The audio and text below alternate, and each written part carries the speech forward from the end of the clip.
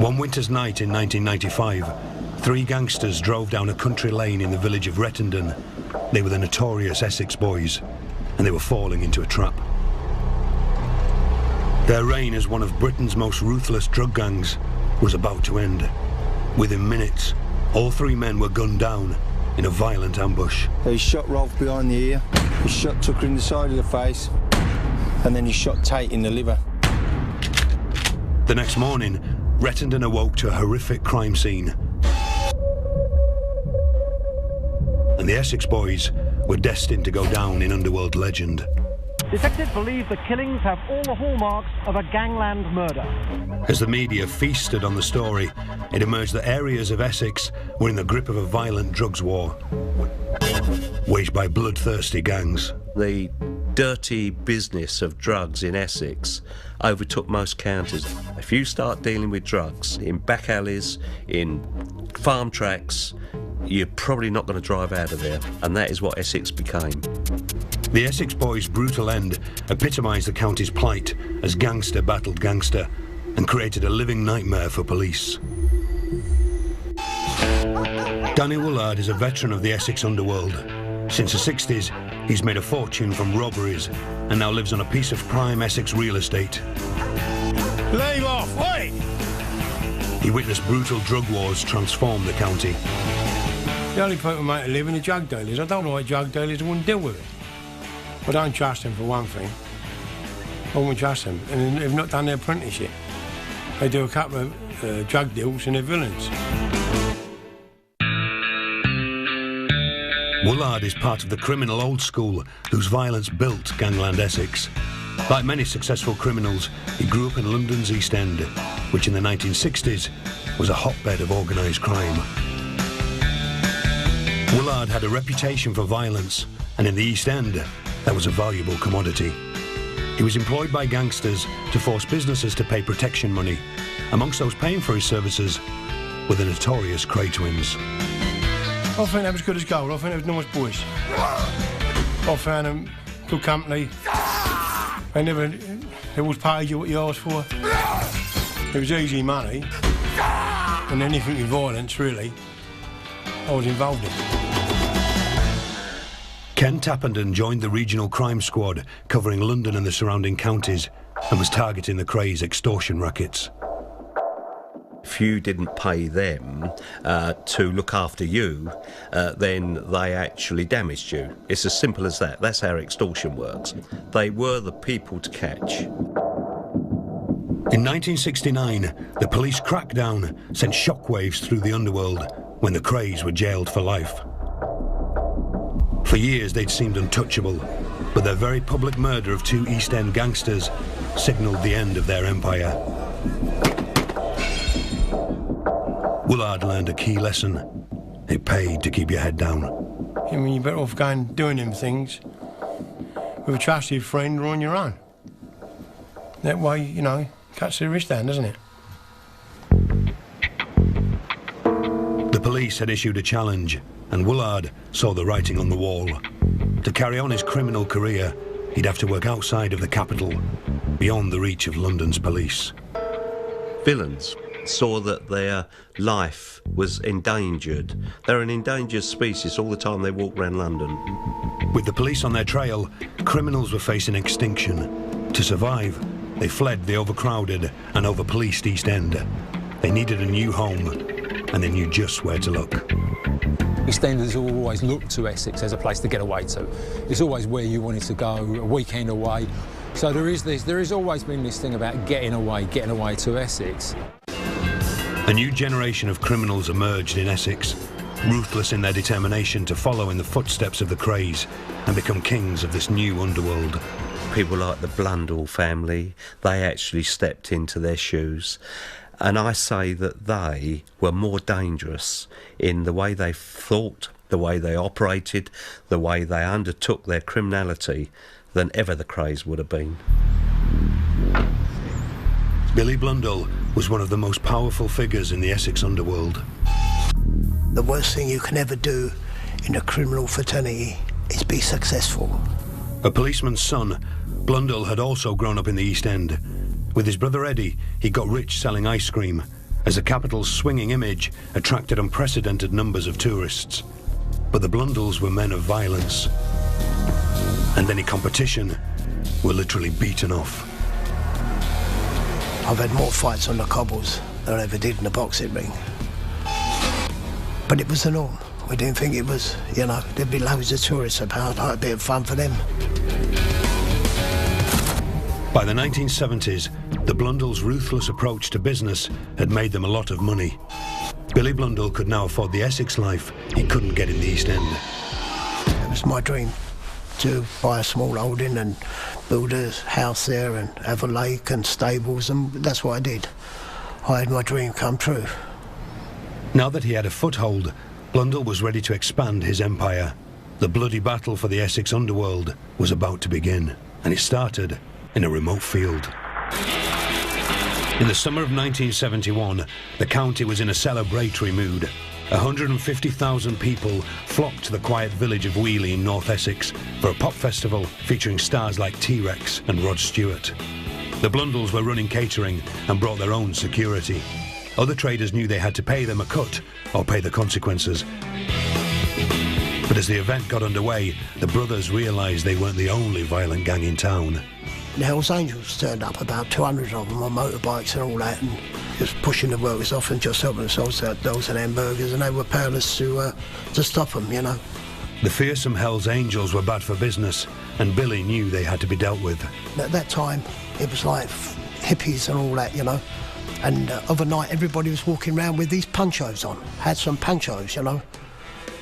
So we all did the same, but underneath our ponchos we had pickaxe handles and bricks and all sorts of things. And what we was doing, we was going in little crews, coming out the crowds, sitting about, giving it to them, then moving on, so they didn't know where it was coming from, you know. The hard face of hard rock had met their match, and eventually police took the Hells Angels away for their own protection.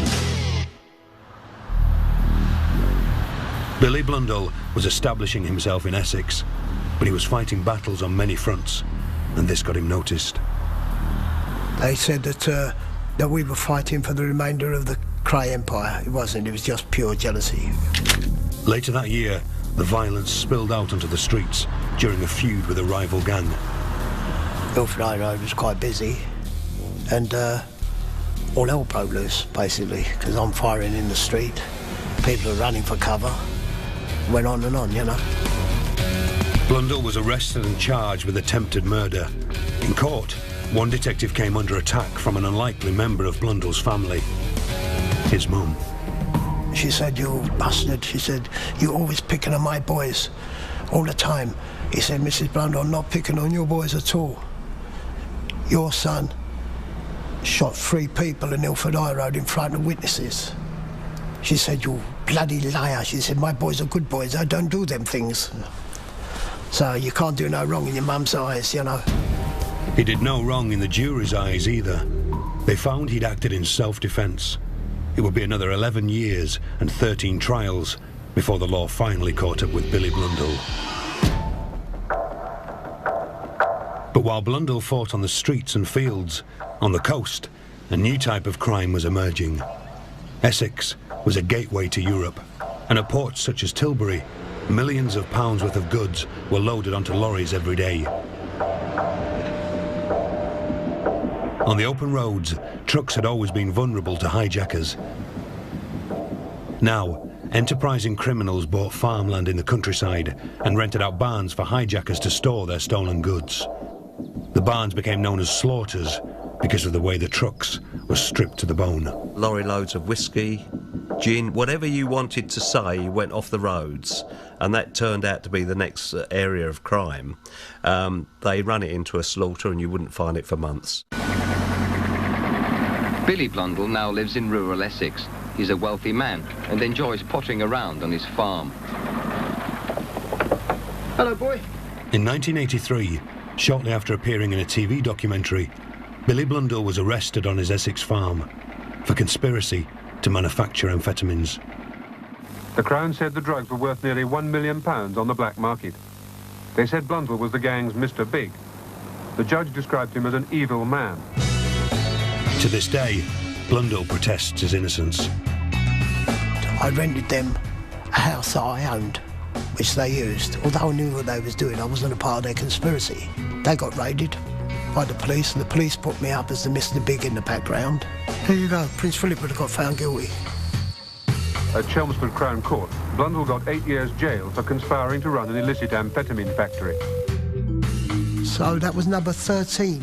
I'd had 12 not guilties on the trot over the previous 20 years. I was charged with attempted murder on a couple of occasions that I got out of. But all the things that I got found not guilty was, some of them were a little bit near the mark, so although I got 8 years for something I didn't do, I'm not too bitter because it's sod's law. I'm paying for yesterday. After the guilty verdict, speculation was rife. Why had Blundell purchased his Essex farm? An associate of the man who'd sold the farm had his own theory. Mr. Blundell wanted that house because it had a big garden with a lake in it, and he wanted that lake for drug smuggling. With other words, aeroplanes could fly over and drop the drugs. This claim was never proven and is denied by Blundell. But one thing was clear, the demand for recreational drugs was booming, and for criminals, that meant big business.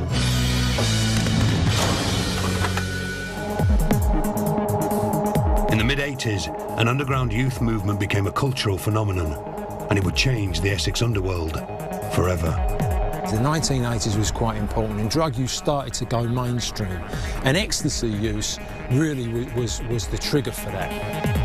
Ecstasy, the so-called love drug, also known as E, gave users energy. Young people wanted to dance till dawn, and overnight, a new drug epidemic took hold.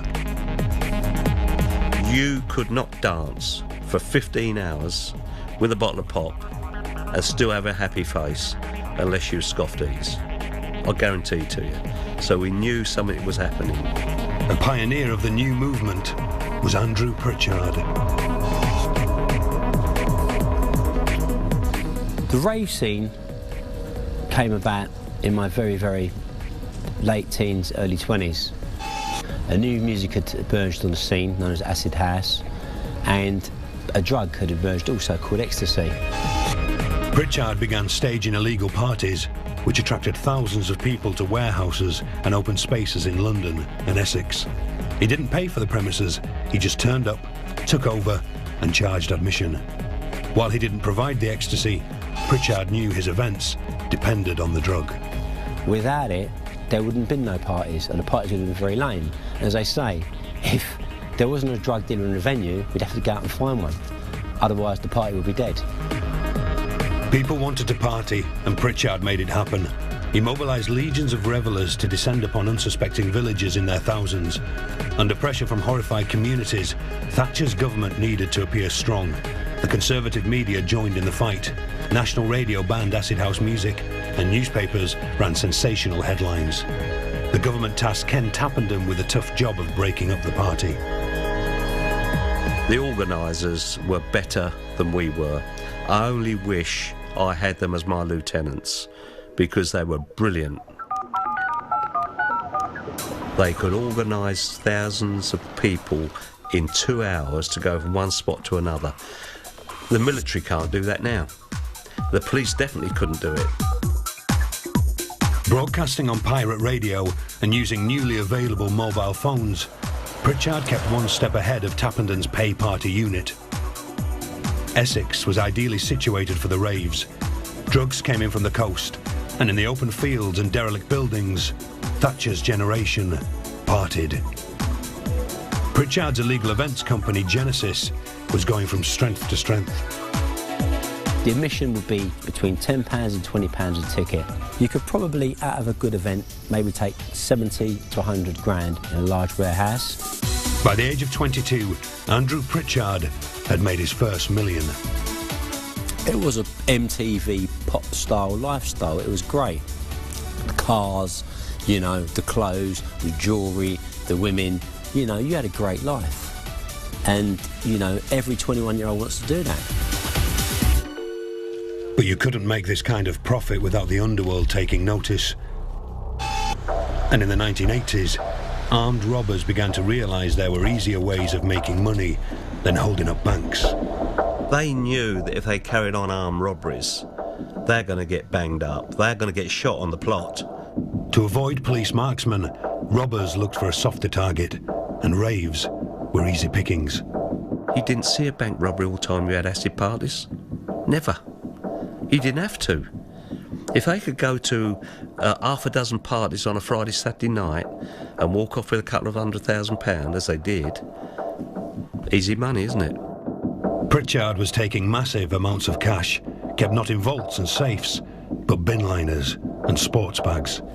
Back then we were wide open, basically. We were vulnerable to all sorts of undesirables. So the choice we had to make was to get the right people to protect us and work with those people in order for our parties to succeed. The raves were illegal. Pritchard couldn't go to the police or legitimate security firms, so instead he looked for people with violent reputations. They weren't hard to find. West Ham United was the traditional football club of the East End. For the displaced Londoners in Essex, Upton Park Stadium was a symbol of their old heritage. It's peaceful nowadays, but in the 1980s, it was under siege. Every weekend, rival firms of football hooligans orchestrated violence on the terraces. With long-term hooligan Carlton Leach at its heart, West Ham's intercity firm, or ICF, were the most notorious. Football violence was nothing new, but the ICF were different. Embodying the spirit of the age, they were upwardly mobile and ambitious. They were once described as Thatcher's eagles. You want to be the best, don't you? We all want to be. You want to be tops in life, whatever it is. They were incredibly sharp and entrepreneurial, and they saw this as an opportunity. Rather than whacking other football fans at the weekend for nothing, they thought, well, if we're going to use muscle and we're going to use reputation, we might just as well get paid for it, which is what they did. The ICF soon evolved from football hooligans to security entrepreneurs, bouncers and doormen. In the decades that followed, some of them would help to bring violence and bloodshed to gangland Essex. But in 1988, rave organiser Andrew Pritchard simply wanted to protect his profits, and Leach was about to get a piece of the action. There was a rave thing called Genesis, and did we want to do the supply and security for it? £250 a night. What? Leach already had a part-time job as a doorman, but he'd never seen anything like the raves. Because we was used to sort of like 100, 200 people in a club. You get quite a lot of trouble when it comes down to drink. And then we're in a warehouse and there's like thousands of people queuing up, people coming in, and it was like just madness. The architects of the love drug culture were now in bed with men of violence. As far as Tappenden was concerned, Pritchard and his friends were in too deep. They weren't hard men. They were Jack the Lad. They'd been to Ibiza, they'd stripped down, not worn a shirt for 3 months, liked a bit of money, got with the girls, had a few drugs. They weren't villains, but they were mad to carry on with it, because when the gangsters got into it, you knew then that we were in big trouble. As profits soared, the ICF tried to take over and began to demand an ever-increasing share of the proceeds. We started off on wages, and then they decided to give us a cut because it was getting so busy that we got a percentage of the door. In Leach's view, this wasn't extortion, simply an arrangement that worked for both parties. To bring us on board as a partner was quite a clever move by Andrew and the boys, because that made us part of it. So you're not going to destroy your own thing, you're not going to ruin your own thing, and you're now part of it. I think it was like quarter partners or something like that it worked out, so whatever it was. But you're not going to mess up your own thing. There's a very fine line between security and extortion. It's a difficult line to draw between actually you pay me for stopping trouble in your club, or if you don't pay me, there will be trouble in your club. We kind of inadvertently had brought back the protection rackets through the parties. Extortion, in actual fact, in enforcement, became a business again. Tappenden believed that firms like the ICF had also muscled in on the drugs trade at the events. You're never going to argue with 10 real good bouncers who are good villains, GBH merchants, attempt murder merchants. You're not going to argue with them when they got a Rottweiler dog on the end of a leash. The rave scene was descending further and further into the underworld. Tappenden now had Pritchard firmly in his sights. If he mixed with gangsters, he had to be taken down. They got the mad notion one day to set riot squads out for us. Now, when you got a riot squad of aggressive police who turn up in SPG vans with helmets and shields, you can have a big problem in your hands, because not only have you got maybe 12 or 15 strong doormen who are going to be your first port of entry, who are going to try to stop you, you've got 4,000 or 5,000 people behind now who are also going to be extremely pissed off. In 3 violent months, the Pay Party unit made 265 arrests and recovered chilling proof that gangsters had infected the rave scene. To avoid the heat, Pritchard slipped quietly out of the country, but the Essex underworld had not seen the last of him. In the 1990s, the underground rave scene exploded onto the mainstream stage. While the government introduced new laws to tackle the warehouse parties, giving police the upper hand, new licensing laws meant Essex nightclubs could stay open late. Keen to cash in on the music's popularity, clubs began to stage legal rave nights of their own. But with raves came drugs, and with the drugs came a bloody gang war. The battlefield would be Basildon, the new town that 50 years earlier had embodied optimism and a bright future. It was this town that gave birth to a gang destined to go down in underworld legend as the infamous Essex Boys. Their leader was Tony Tucker, a security entrepreneur who, like Carlton Leach and the ICF before him, controlled the drugs trade as gatekeeper to the ecstasy-fueled raves. Tucker supplied security for popular Basildon night spot Raquel's. His head doorman was violent offender Bernard O'Mahony. He knew Tucker's dealers and allowed them into the club. Obviously at the front here you'd have all the doormen. They might pretend to search them if the police were here or management were here, and then let them upstairs to sell their wares, basically. Tucker's approved dealers could operate without interference, and now that drugs, not alcohol, fueled the party, violence became a rare occurrence, which meant the authorities stayed away. The police just left us to it, really. They used to drive by and wave and, all right, lads, and there was no trouble at all, you know what I mean? We were just left to our own devices, you know what I mean? The lunatics took over the asylum, you know what I mean? The dealers were getting rich and paid Tony Tucker handsomely for protection within the club. Tucker had quickly become a powerful player and believed he could control the new Essex rave scene. With his newfound wealth and status, he bought expensive property in rural Essex and rubbed shoulders with celebrities. He was personal minder to middleweight boxing champion Nigel Benn. The other 2 members of the Essex Boys were brutal henchman Craig Rolfe and ambitious villain Pat Tate, a giant with a big personality and a huge ambition. He was awesome, a big man, 6'4", good-looking man. He had loads of character, charisma. Yeah, you could just say everything that anyone wanted. Do you know what I mean? But entrepreneur Tate always wanted more. Tate was this big fucking monster, and they were saying to Tucker, you know, forget selling pills in clubs. You're only making a couple of grand a week or this. He said, I can make you big money. The Essex drugs market was huge. Ecstasy use was more widespread than ever. But criminals were turning over fortunes from drugs of every description. Cocaine, heroin and cannabis were rife. Drugs started to take over from every other form of making money with villainy, in a big way. Tate saw an opportunity for aggressive expansion. The gang began moving in on other drug businesses. They wanted a larger share of the market and were prepared to use force to take it. And this got them noticed. They're big fish in a small pond, weren't they? This is how I see them, you know what I mean? On one occasion, the gang tried to take a cut of the profit from a cannabis growing operation. What they didn't know was that veteran crook Danny Woolard already had money invested in it. Met him over the country club, me and my mate. So you ain't getting nothing. And they didn't want to know. Bullies what they could be, my opinion of it. When you bully people, yeah, whatever's coming, don't you? Woolard's associates left Tate with a broken jaw. He hoped that this would teach the gang a valuable lesson about upsetting fellow criminals. If you keep catching people and having them over, you're going to get shot or done or something, ain't you? You can't carry on like that. But the Essex boys didn't learn their lesson. They were out of control. They weren't just dealing drugs, they'd also become heavy users, and friends noticed their behaviour changing. It'd gone beyond the realm of just taking a pill and going out and dancing or, you know, the rave. It was going every hardcore drugs, you know what I mean? And they were different people, they were strangers.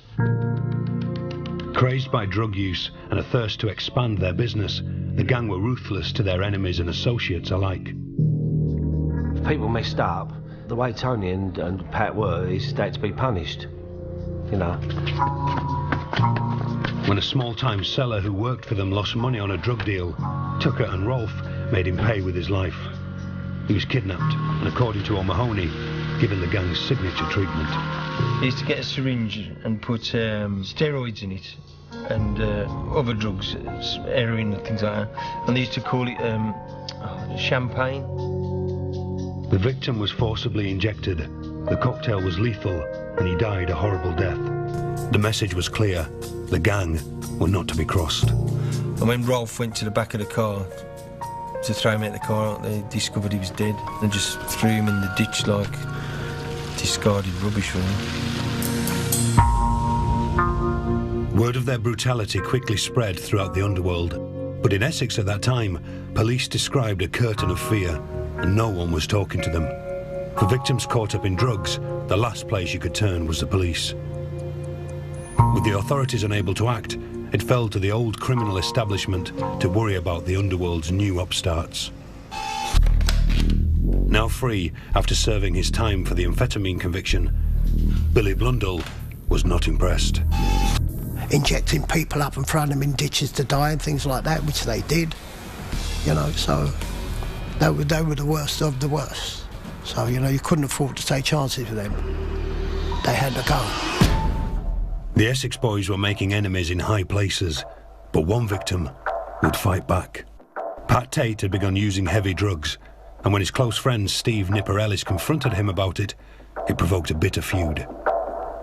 We had this massive argument, and I just remember saying, Pat, you're nothing but a junkie, you're nothing more than a fucking junkie. And he's gone, Nipper, I control the drugs, drugs don't control me. I mean, you're a junkie, you're nothing more than a fucking junkie. But what Nipper Ellis didn't realise was that in their drug-addled state, Tate and Tucker were looking for any excuse to turn on him. When they used to come in the club, I could sort of see that there was ill feeling from Tucker towards Nipper. When Ellis made an offhand remark about Tony Tucker's girlfriend, they had their excuse. Tucker and his henchman Craig Rolfe turned the torture treatment on Ellis. So I'm doing the hoovering in the hall, front door's open, in walks Tony, he's grabbed me by the throat, he's sort of lifted me up, pushed me down onto the bed, and he sat across me, and he pulled out a meat cleaver. And I'm looking at him, and he's going, your hand or your foot? And I was just thinking, if you cut my foot off, I won't be able to chase you. If you cut my hand off, I can still shoot you.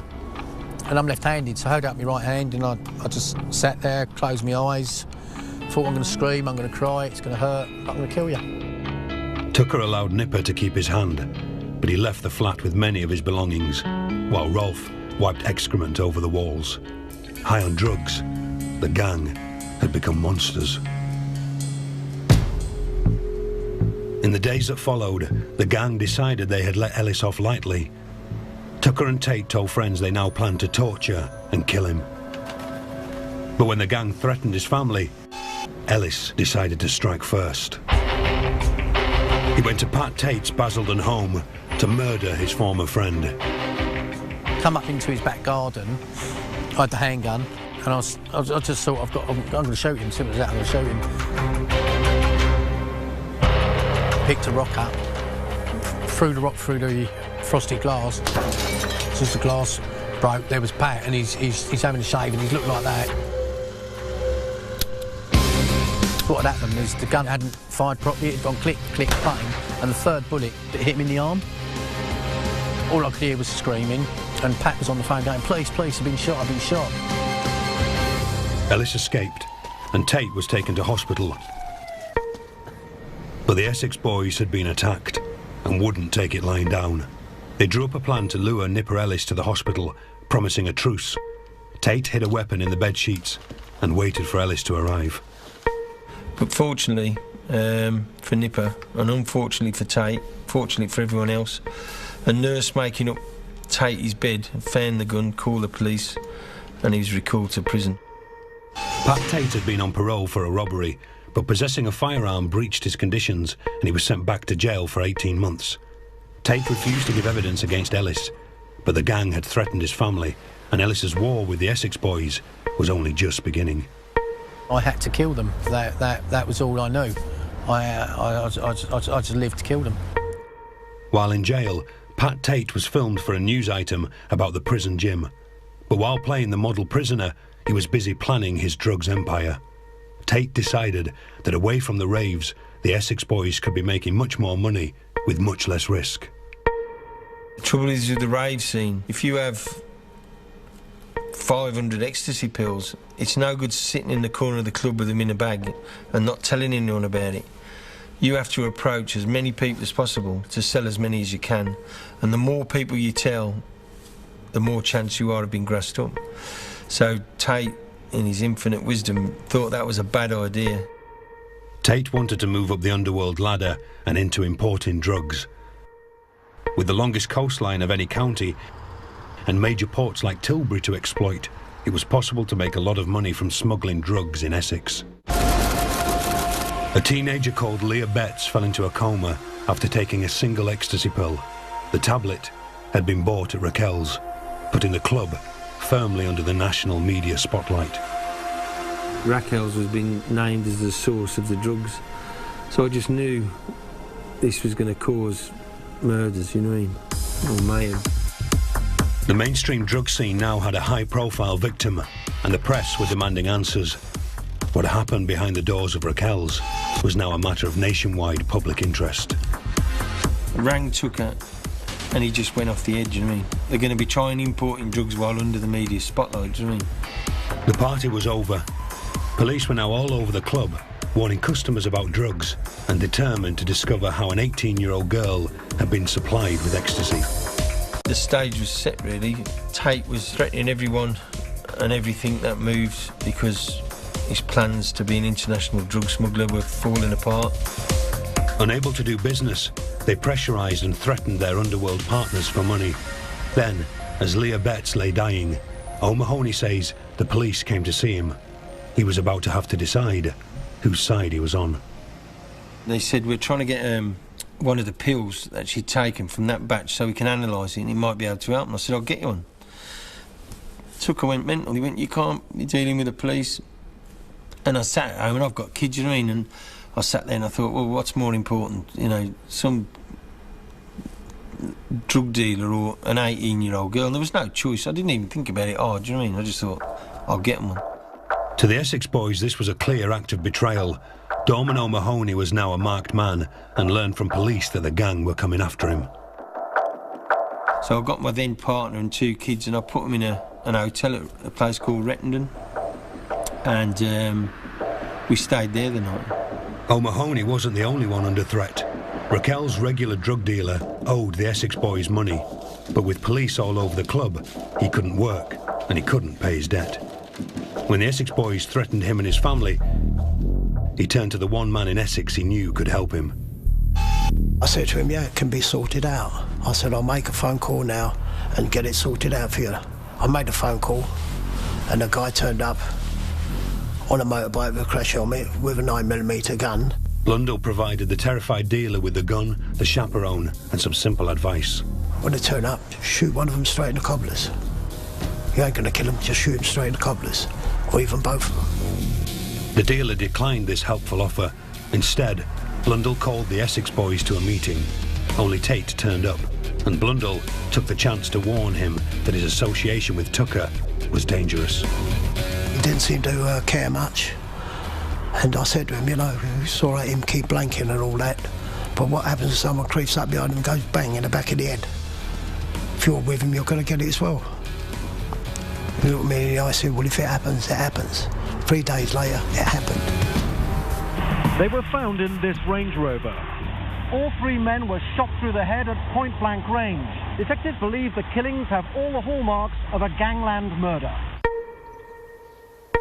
You have 26 messages. Charlie's Colton, can you give us a ring? Cheers, mate. Tom, can you ring us back if he's dead?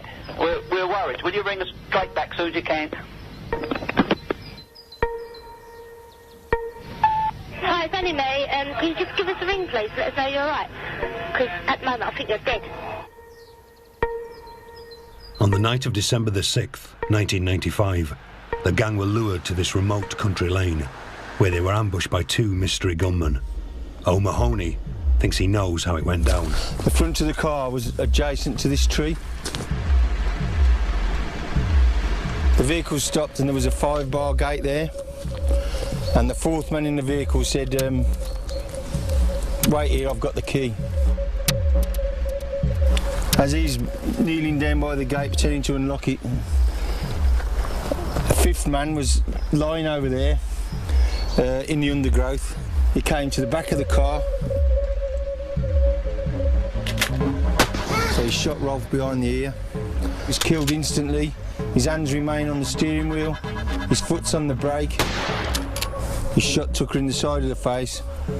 That exits through his mouth. It doesn't cause any damage to any vital organs, so he's still alive and moaning. And then he shot Tate in the liver. So they can have words with him before they finally kill him. Another man goes around the back of the car and shoots Tate through the near side window. After shooting Tate the second time, they shot Tucker again, behind the ear, and they're all dead. The gunmen just turn and walk away, back up the lane to meet the getaway vehicle. The gunman and the getaway driver escaped, and for 6 months, their identities remained a mystery. People said to me, who do you think killed? And the police, I said, well, open the Essex phone book and put your finger in. Everyone in there's got a reason, you know what I mean? So who shot the Essex boys? They'd made many enemies. Danny Woolard had crossed swords with the gang in the past. Was he the Rettendon assassin? I was there that night. It was nothing to do with me. I was in the Burnt Mill service station going to nick a lorry. The tiny village was busy that night. Nipper Ellis was also in town. He'd tried before to kill them. Was he there to finish the job? Me and somebody else, we were trying to thieve a container with some stuff in it. So I was up near Rettendon. Unfortunately, I didn't hear the shots. I'd like to say I was there, but I was up near Rettendon. By morning, O'Mahony had checked out of the village hotel. He knew the gang were out to get him. Had he got to them first? When I got off the train at a place called Southminster, the platform was just loads of police officers. And I thought, these ain't come to check my ticket, do you know what I mean? Convinced the police would come for him too, Billy Blundell decided to take a holiday. The newspapers were full of it about Bob Hoskin look-alike who drives a red Rolls Royce, and in the paper said drives around with men with no necks and all this load of nonsense. But the police didn't come for Blundell. In fact, all 4 men are innocent of the murders. Someone else killed the Essex boys. In May 1996, police were handed a breakthrough when a suspect in a drugs raid turned informant and claimed to be the getaway driver. On his evidence, Michael Steele and Jack Whomes were convicted of murdering the Essex boys. Steele had been a big-time drug smuggler, one of many people the gang had threatened. Whomes was his accomplice. The 2 men are now serving life sentences, though the underworld believes that the authorities have the wrong men. They didn't do it. You know, the guy who put them there had something to gain by doing that. So... It wasn't them. They're innocent men, mate. They're innocent, believe me. I know who was there that night, and I know they weren't there. Veterans of the Essex underworld know to stay silent, but they also hope that with the gang gone, Essex could look forward to a brighter future. Sad that 3 people died, but whoever did it, you know, did the world a favour really, because they were intent in killing me and killing other people. So good riddance to bad rubbish, really. 15 years on from the fall of the Essex boys, Billy Blundell believes the county is worse than ever. He's retired from crime and now runs a boxing gym, hoping to keep kids off the streets. When he thinks things are bad, you know you're in trouble. A lot of these young kids running around with guns. We really shouldn't have a bow and arrow in their hands, let alone anything else, you know. Danny Woolard's luck finally ran out, and he spent much of the last 15 years in prison for his involvement in a truck robbery. He's 66 and rues the day he ever joined the underworld. It's not a very nice thought. People have been killed, people are dead, people have been cut, you know. It's not a very nice life. It's a terrible life. And as for Essex, the land of opportunity, it continues to be plagued by drugs. In 2004, £100 million worth of cocaine was smuggled through Tilbury docks. The man the authorities suspected, the man charged with Britain's biggest ever cocaine bust, was Andrew Pritchard. If convicted, Pritchard faced 40 years in prison. Though he admits to a lucrative career as a smuggler, he denies he ever smuggled cocaine. He has always claimed he was set up by customs and excise. After 2 trials, he was acquitted of all charges. Though he spent 18 months on remand, for an entrepreneur like Pritchard, everything is an opportunity. With all the free publicity that the press and the media gave to me, I'd be a complete and utter fool if I didn't put my mind to cashing in on it. Today, Pritchard markets himself as one of Britain's most successful former smugglers. He has written a book, and a film about his career is underway. To give up smuggling, you'd have to do something better, more profitable and more exciting. And the only buzz that could thrill me was this. Bottom line, I'm an entrepreneur, I'm a businessman. Whatever tools I'm given, I work with and make the best of that. By cashing in on his past criminal career, Pritchard is not alone. The Rettendon shootings have spawned 3 feature films and several books in just 15 years. The old kings of the underworld are swapping their guns for their pens, to the despair of police. Thought the only way I can have my say is if I put it in my own words, and that's why I started writing, and I see no harm in it. I mean, if the police don't like the books, the best thing to do is stop reading them, you know what I mean? The entrepreneurial spirit that built Essex is building the legend of the Essex underworld. The Essex boys have entered criminal folklore, but one man wishes he'd killed the men before their legend was born. Yeah, I do wish I killed them. And that is something I'll probably take to my grave, the fact that I didn't kill them. And the fact that I can't stand here and say, yeah, I did kill them, and I killed them slowly and I tortured to pieces of shit. They got off light for what they done to other families.